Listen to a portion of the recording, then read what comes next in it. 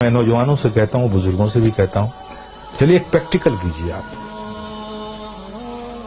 آپ صرف ایک مہینہ، اونلی 1 month نماز کو قائم رکھیے.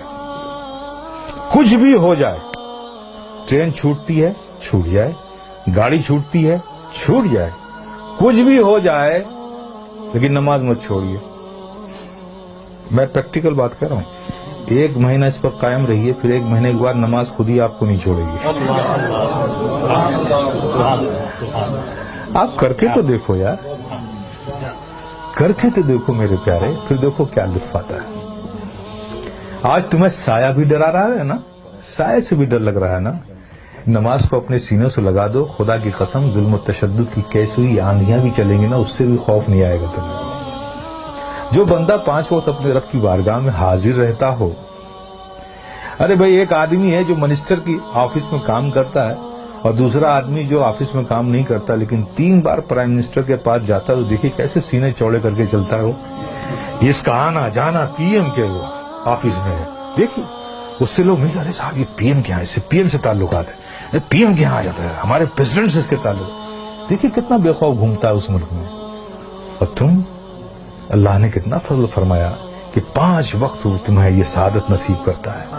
میرے بندو، آؤ میری بارگاہ. جب تم کھڑے ہوتے ہو تو میں تمہیں دیکھتا ہوں. تمہاری عبادت اور ایسی حالت میں کھڑے ہوتے ہو، ایسی حالت میں کھڑے ہوتے ہو. چونکہ میں دیکھوں گا نا، تو میں جسے دیکھوں اس کی حالت بھی تو ویسی ہو.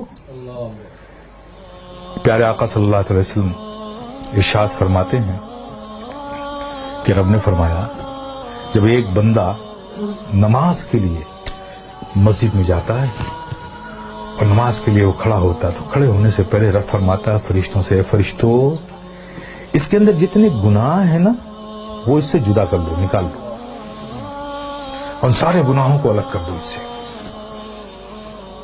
فرشتے اس کے سارے گناہ نکال لیتے ہیں.